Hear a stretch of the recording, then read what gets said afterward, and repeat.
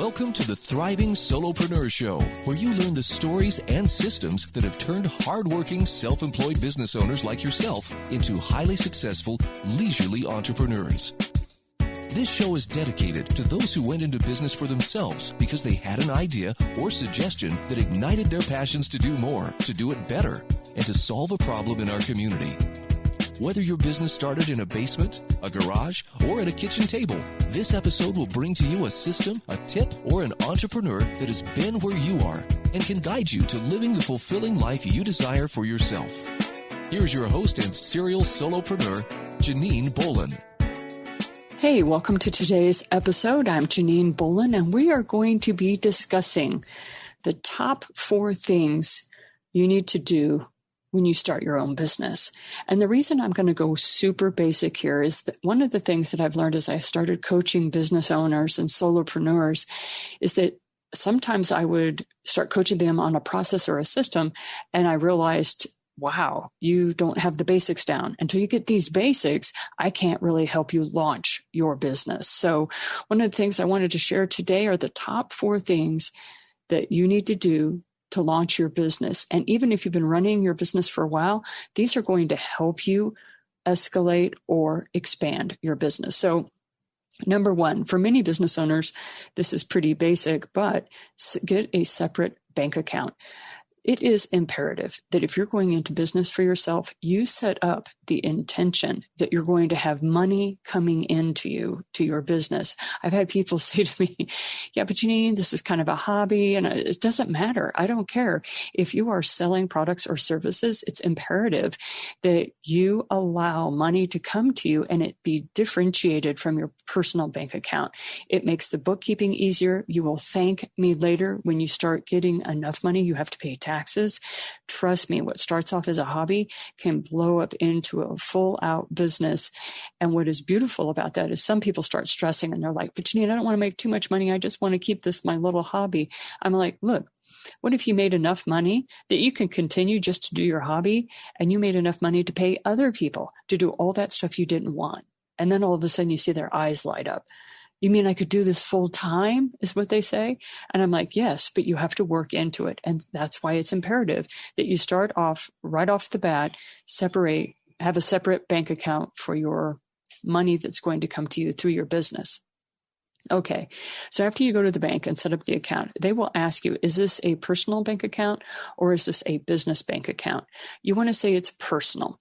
You're not ready to build on a business bank account. You don't need all the services that a bank has.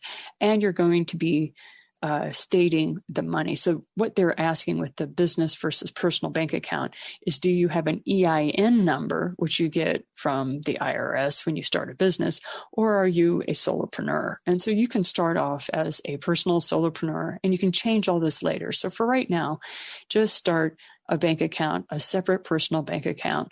Use your Social Security number for that if you so choose. But when you start actually making some significant money, then you're going to want to start your business. But for starters, when you're first starting out, we all start at 0. We all start out with just an idea. Just get a bank account. The second thing is set up a Venmo account and PayPal.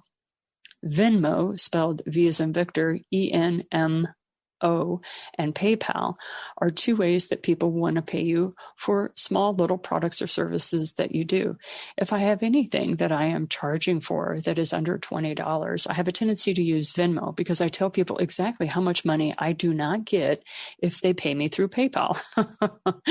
And so one of those things is, I let people know the expenses of a business. And when you start educating your clientele, it's amazing how many of them will be happy to pay for things in cash for you. And they can do that through Venmo. And that way you're tracking it.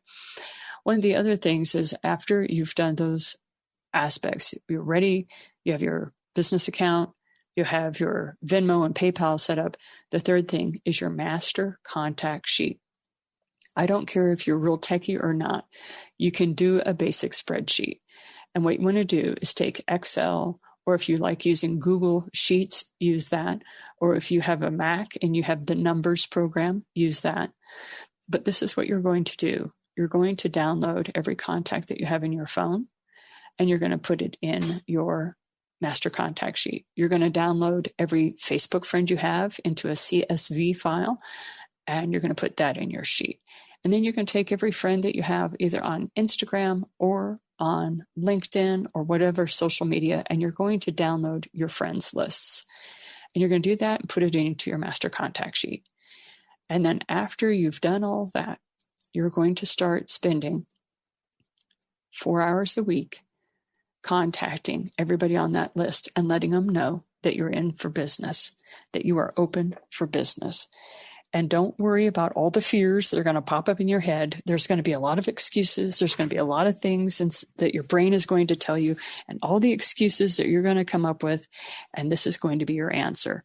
No matter what is said in your head, no matter how your brain will try to manifest fear to keep you from doing this, contacting people that you are now in business, instead of coming up with that excuse, when that excuse hits your head of, well, nobody wants what I have, you're going to say, I'm going to find a way. And your answer to everything is going to be, I'll find a way. I'll find a way. I'll find a way. But nobody wants what I have. I'll find a way. But they don't want me to talk to them about a business. I'll find a way. But they'll think I'm trying to sell them. I'll find a way.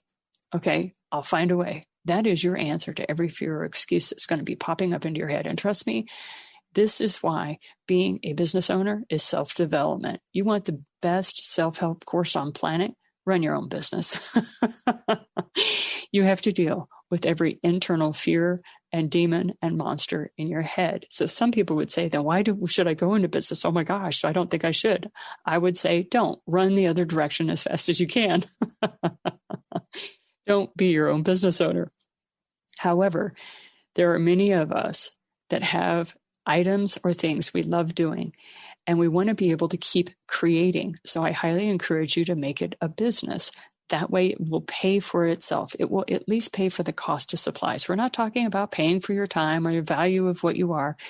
But the thing is, we want you to be able to make money so that you can keep creating. And eventually, if you want to make it a full-time gig, make that happen for yourself. So when you build this master contact sheet and you start contacting people, this is what you say. You call up your first person and you get on the phone. Yes, you get on the phone and speak to people. Okay, that's another thing. It's very difficult to have a conversation if you're not in a two-way. I know some people are very good at texting and they prefer to text. And I'm like, okay, that's good for starters. But this is what you say to people. You get on the phone and you say, hey, so-and-so, how are you? And you really want to know, because these are people you may have not contacted in a while. Find out what's happening to them. How are they doing? How's their family? What's going on with their cat? Those sorts of things. Just talk to them. And then eventually the conversation is going to come around to you. And when they say, so what's going on with you? You're like, well, I started a new business, and do you know of anybody that wants what I have? And tell them a little bit about your business, like 1 or 2 sentences. Like, let's take, for instance, my business. I'll say, yeah, I've just started a writing program and I'm getting writers together in a writers group. Do you know of anybody who's struggling to finish their book in a year? And see if they answer yes or no. And if they say, oh yeah, I know somebody. I said, do you have their name? Can I reach out to them? Well, I'll have to ask their permission. That's fine. That's fine. No pressure. See, this is not about selling anything. This is about letting people know. The whole purpose of this phone call is to let people know that you have the open sign above your head. You're open for business. Okay. So these are things that are very important that are imperative if you're going to start your own business. Number 1, set up a separate banking account. Number 2, it's important that you get a Venmo and PayPal account. And number 3, you start your master contact sheet. And number 4, you start calling people. Now, I happen to have business boot camps that run once every 4 times a year. I run these little boot camps, and I help you literally jumpstart your business, get it rocking and rolling for you. And we can do that in 4 weeks, where we teach you how to take this master contact sheet and really get it to work for you. And we also set up the habits that are necessary so that you can be a thriving solopreneur.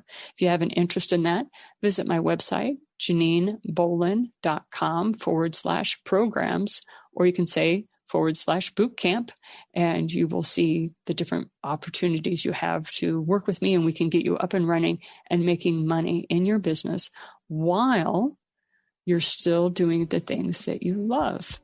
So have a great day. Keep your feet firmly planted on the ground. Don't ever stop reaching for those stars. Thank you for listening to the Thriving Solopreneur Show. We hope you found this episode helpful and uplifting. Be sure to visit us at janinebolon.com/podcast, where you'll find a library of videos, books, and podcast programs to guide you to the future you envision for yourself. We also ask that you visit our sponsor, the8gates.com, for the books and online courses that share with you the debt-free living lifestyle that allows business owners like yourself to flourish. Have a great day, and see you next time.